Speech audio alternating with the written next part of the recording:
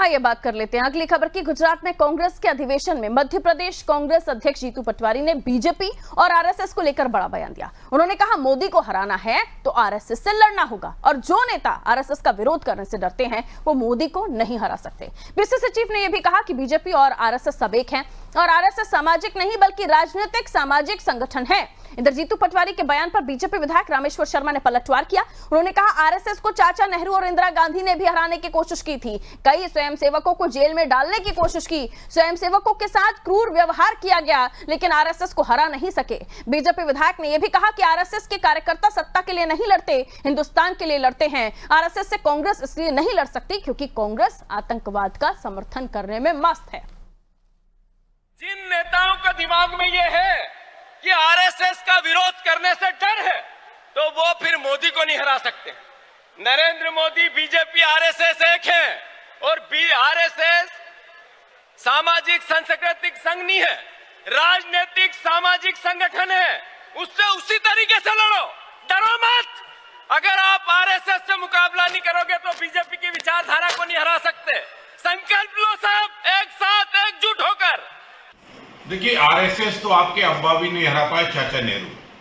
चाचा नेहरू ने भी आरएसएस को हराने की कोशिश की, कई षड्यंत्र किए, आरएसएस को जेल में डालने की कोशिश की, आरएसएस के स्वयंसेवकों पर जाति की। श्रीमती इंदिरा गांधी जी ने जाति की। इंदिरा गांधी जी ने आपातकाल जैसा लगाया, उसमें संघ के स्वयंसेवकों के साथ वो क्रूर व्यवहार किया गया, उनके नाखून खींचे गए, उनको मारा गया, उनको सताया गया, उनकी संपत्ति का नुकसान किया गया। पर संघ का स्वयंसेवक देहनिष्ठ कार्यकर्ता है। संघ का स्वयंसेवक मैं रहूं ना रहूं, मेरा हिंदुस्तान रहना चाहिए। आरएसएस का कार्यकर्ता सत्ता के लिए नहीं लड़ता, आरएसएस का कार्यकर्ता हिंदुस्तान के लिए लड़ता है। वो राम की संस्कृति के लिए लड़ता है, वो कृष्ण की संस्कृति के लिए लड़ता है, वो महावीर की संस्कृति के लिए लड़ता है, वो गौतम बुद्ध की संस्कृति के लिए लड़ता है, वो गुरु नानक की संस्कृति के लिए लड़ता है। वो भारत के सेना के पीछे इसलिए खड़ा होता है क्योंकि वो सेना कोई जानता है कि ये मातृभूमि की वंदना के लिए अपना सर्वस्व निछावर करके बाउंड्री पर खड़े हैं।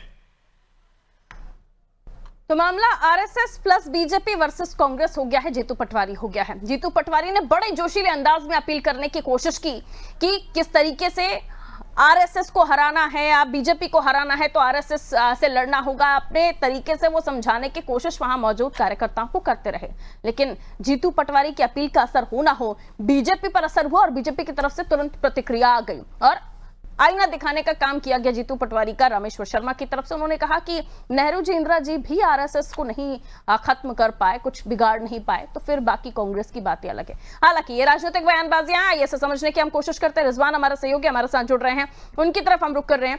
रिजवान, जीतू पटवारी का बयान जो आरएसएस को लेकर उन्होंने दिया, हालांकि कांग्रेस में कई लोग आरएसएस को लेकर बोलने से बचते हैं, लेकिन जीतू पटवारी खुलेआम ये सारी बातें खुले तौर पर बड़े ही जोशीले अंदाज में अपील करने की कोशिश कर रहे थे कार्यकर्ताओं से। लेकिन अब कार्यकर्ता देखेंगे कि किस तरीके से वो अपने नेता की बात मानते हैं। इधर लगे हाथ बीजेपी ने भी मुद्दे को पकड़ा, प्रतिक्रियाओं का दौर सामने आ गया। किस तरह की सियासी हलचल? जी देखिए, अधिवेशन के बाद सियासत शुरू हो चुकी है और ये पहला मौका होगा जब इस तरह का बयान सामने आया है। ये प्रदेश अध्यक्ष कांग्रेस के जीतू पटवारी हैं। उन्होंने कहा है जिस तरीके से मोदी से अगर लड़ाई लड़ता है तो आरएसएस को जो है हराना पड़ेगा, क्योंकि जिस तरीके से मोदी जो है जो सामाजिक संगठन की अगर बात करते हैं तो वो सामाजिक संगठन नहीं है। जिस तरीके से आरएसएस है वो कहीं ना कहीं माहौल बिगाड़ने की कोशिश जो है देश प्रदेश में कर रही है। संजीव पटवारी का कहना है। साफ तौर से इस बात को लेकर जो है रामेश्वर शर्मा जो बीजेपी विधायक है कहा है आरएसएस जो है वो हिंदुस्तान के लिए काम करता है और कांग्रेस जो है हिंदुस्तान को जो है अलग तरीके से पेश करने का जो है काम कर रही है और इस तरीके की बयानबाजी जो है लगातार कांग्रेस के लोग करते रहते हैं। हालांकि ये पहला मौका था जब प्रदेश अध्यक्ष जीतू पटवारी ने इस तरह का बयान दिया था। उनका कहना था मोदी को हराना तो आरएसएस से जो है लड़ना होगा और आरएसएस सामाजिक संगठन नहीं बल्कि राजनीतिक सामाजिक संगठन है। और इसी तरह अगर हम बात करें जो रामेश्वर शर्मा है बीजेपी विधायक, उन्होंने कहा है लगातार कांग्रेस शुरू से ही जो आरएसएस के जो लोग हैं उनको पुराने जो कांग्रेस के लोग थे जो नेहरू है चाचा नेहरू ने भी जो है कांग्रेस के जो लोग थे उन्होंने आरएसएस के लोगों को जेल बिताने की जो है कोशिश की थी, तो उनको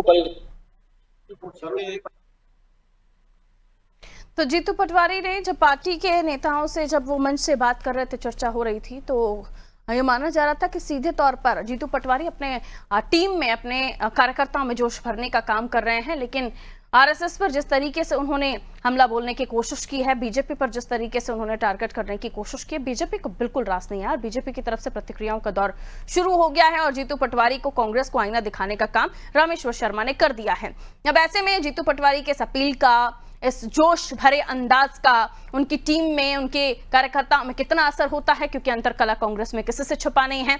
और बार बार जीतू पटवारी को हमने ये भी समझाइश देते हुए देखा है जब वो खुद अपने नेताओं से पुरानी बातों को भूलकर आगे बढ़ने के लिए कहते हैं। हालांकि देखना होगा इस जोशीली अपील का कांग्रेस पर क्या असर पड़ता है।